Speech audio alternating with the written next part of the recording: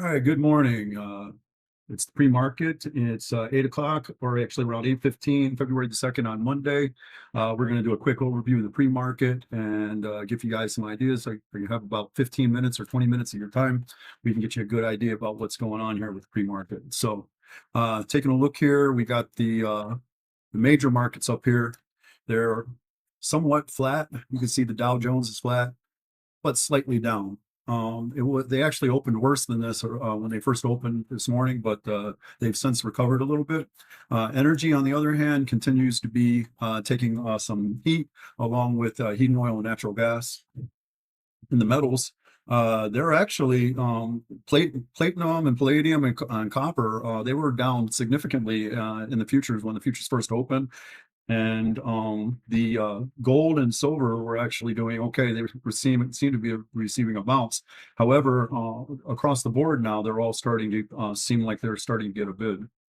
Uh, let's go ahead and take a look at the markets. So here's your major markets. This is a 4-hour time frame.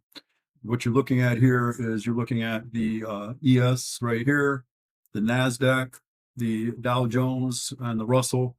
Down on the bottom here, we have Bitcoin, gold, crude oil, and bonds. And you can see that on the 4-hour chart, we're actually trending down on pretty much all the markets on the 4-hour chart. Specifically in Bitcoin, we had a gap down, a major gap down here as well, trending down in gold, which gold and silver had historic days on Friday for being sold into, and crude oil is turning down and trending down, and so is the TLT. However, the market was, Friday was actually the monthly close. So let's take a look at the monthly charts. And when you take a look at the monthly charts, you get a completely different picture. You can see that now everything looks just fine. By the way, the last candle on this is actually beginning the monthly candle for February, so ignore that candle for now. But you can see that on these charts, almost all of them are putting in slightly higher highs. Let's go ahead and we'll maximize each one of these and then lift them over individually. Once again, ignoring this last one, you can see that we've put in a higher low and a higher high, right? So on the monthly chart on the ES actually looks pretty good. You still have a trend, but the trend is beginning to flatten out. You can see that also on the top part of this trend as well. So it will be nice to see if we get something to break above. And it also does feel a little bit like it's even starting to curve over, which can, lead to pullback. You can see here where it kind of curved over and then went down. So that can happen. But as it stands this time on the monthly chart, the SPY looks pretty good. You got the same type of a thing going on with the NASDAQ. It was putting in lower highs, and then it put this inside bar in. But from that inside bar, it actually created a higher low and a higher high. And that's exactly what you want to see on a monthly chart if you're wanting to go long. So the NASDAQ at this time seems like it's actually doing okay. When you look at the Dow Jones pulled back pretty much towards the end of the month, but for the month as a whole, once again, it put in a very nice higher low and a very nice higher high.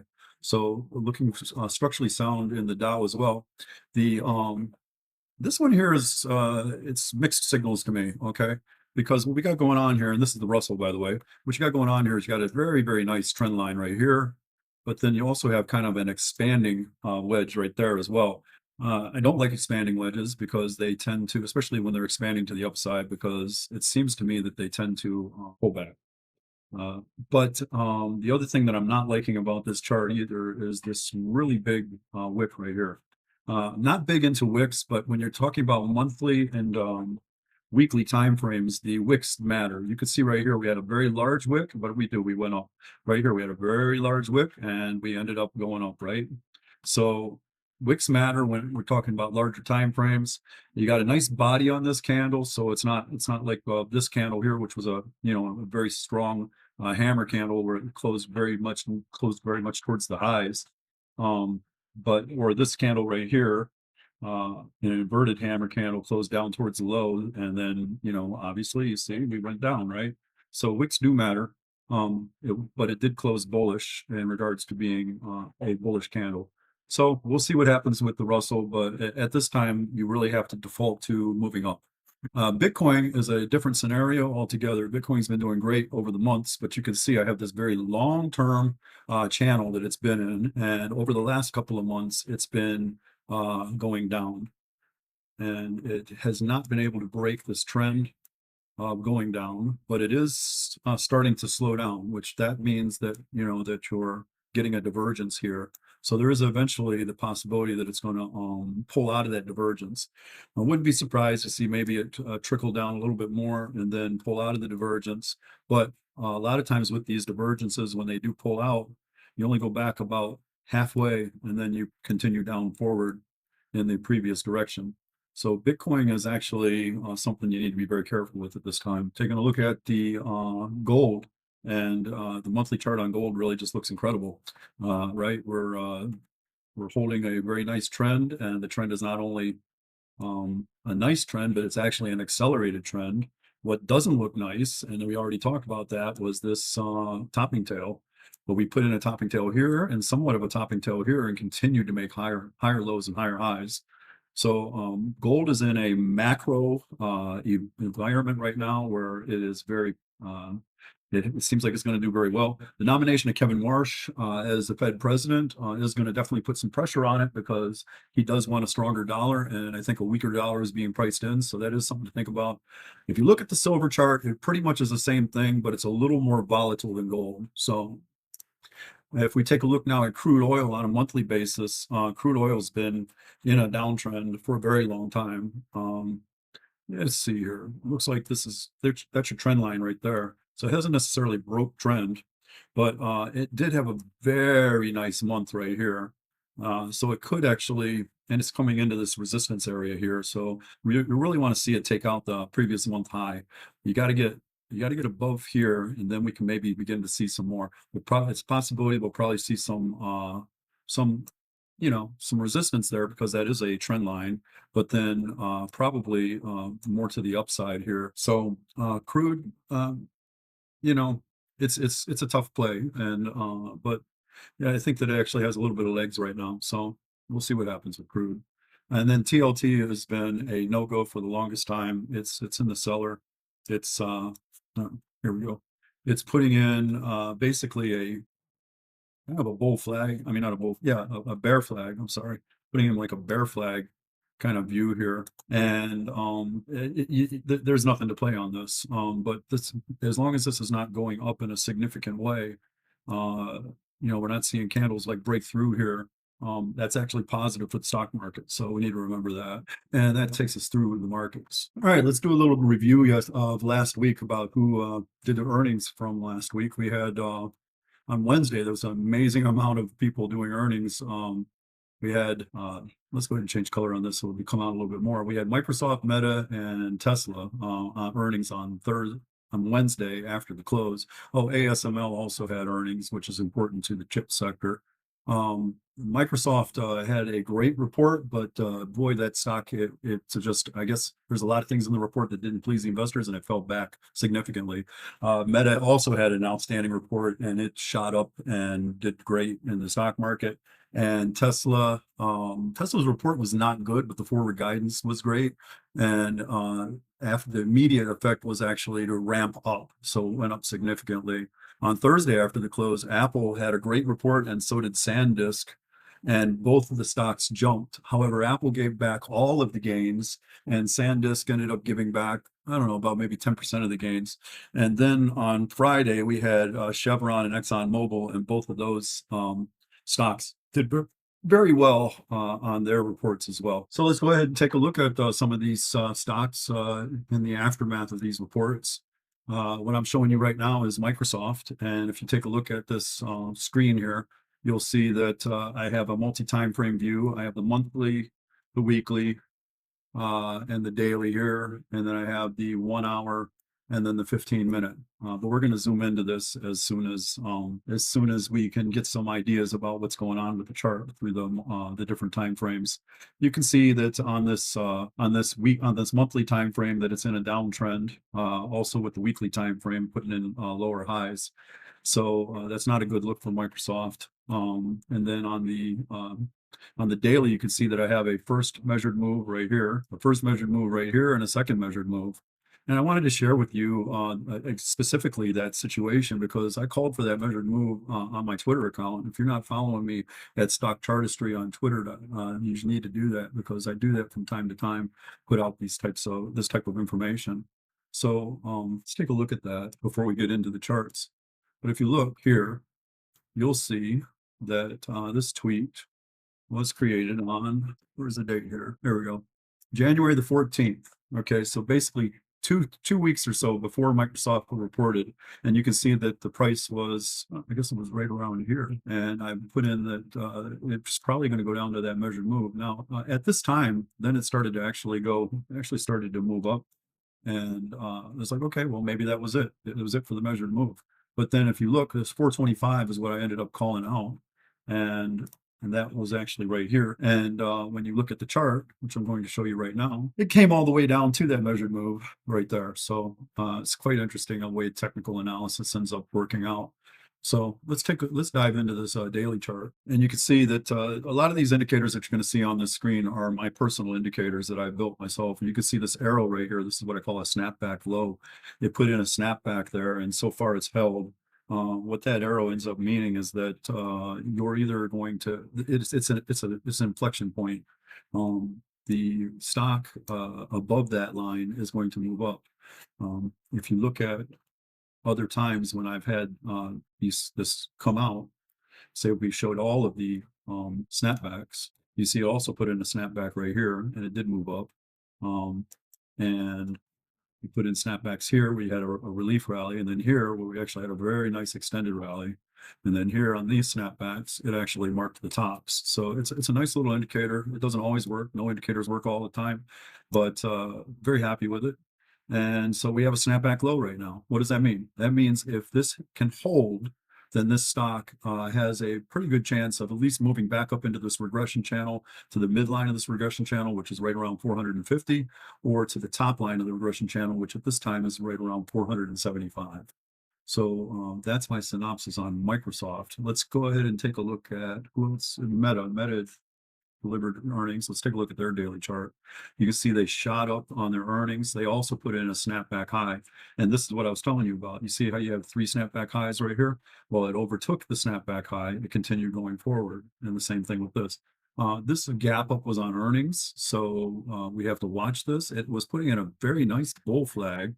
If we go down to, say, a 1-hour chart, you could see that this bull flag was actually really nice at one time, but it got penetrated in the pre-market actually on Sunday. So and here's your bull flag area right here, and this is a candle for the bull flag right there. There's your pull, but it did lose it through here. It's now retesting it. So is it going to reclaim this area? I don't know. But the number on that is 712. It needs to reclaim that, get up above it, and then find support, and then maybe you're going to move up. So that's what you're looking at right now for Facebook. It's now recaptured some of those moving averages. Look, the forward guidance and the earnings report were amazing on Facebook. So is it a possibility that this is just a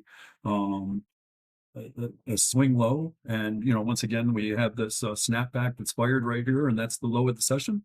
Is that what this is? Well, you need to watch this, watch the price action. This is definitely one that you need to keep on your agenda. And then let's take a look at Tesla. All right, so here's Tesla, and we'll go back to the let's go to the weekly time frame on Tesla. It's basically been kind of sideways since right about here. You do have an uptrend line going on from here, and it did spike through it. A look below, and what I call a look below and fail. You do on a weekly time frame. Once again, I do pay attention to these wicks, and so these wicks are actually very constructive towards it moving to the upside. So it does seem like it wants to go to the upside. It's just tough to get up there. We're already at near all-time highs, and honestly, the report really wasn't good. But once again, the forward guidance, and if you believe that in Elon Musk's vision for what this company will be in the future, then the forward guidance was really strong. So right now it's really just stuck, in this range. right here between 471 and 411, so to speak. You can spike through to 474 or down to once again 411. But basically that's where you're at. I mean, you had an overshoot right here. And then a lot of times with these overshoots, you'll see the opposite on the other side. So it's interesting, pretty much equal and opposite to the opposite side on that. So right now, for me, I don't like trading within these trading ranges. One of the things that one of the things that a trading range like this does tell you, though, is that at least on a longer term basis, you should honor the borders of these trading ranges. And instead of actually chasing breakouts, you should be looking to go the opposite way. You can see where a lot of people, they ended up playing losing trades probably if they played this breakout or if they played this breakdown. And that's just how it is right now. It's a sideways stock. Last on my list to show you is Apple, because they also reported earnings. And you can see they put in a nice bullish candle. If we go down to the hourly, well, let's go to the 15-minute chart. You could see that during earnings right here, it got really volatile, and it looked like this stock was just going to go up and away. But you could see that everything that it gained within that 15-minute candle, it gave back. Oops, there, it gave back almost immediately. And then this trend line right here that you're seeing, this is colored in yellow, which tells me that it's a weekly trend line that I created. So you have this trend line right here, and it broke above it. And it's a look above and fail, and it couldn't carry it. And also you see that it tried to do it again right here with an upper wick and a pivot high, and some longs got trapped there. And next thing you know, it was going down. So, but there's some things about Apple that look pretty constructive. I've actually got a small position in this company now on this pullback, because I'm looking here on the daily chart. It's trying to capture that 5-period moving average. It's over the 10. The 20 looks like it's trying to curl up. It's consolidating now, and that's what I was looking for. I got out here at the top. I got in here. I got out here. So I had a nice trade on it. And I was just saying to some of my friends, I was like, I want to see it consolidate. And if it'll consolidate below this trend line, I'll go ahead and get a starter position on it. So I did start a position on this. And I think there's a possibility this will end up getting some legs, because it's been beaten down for a while.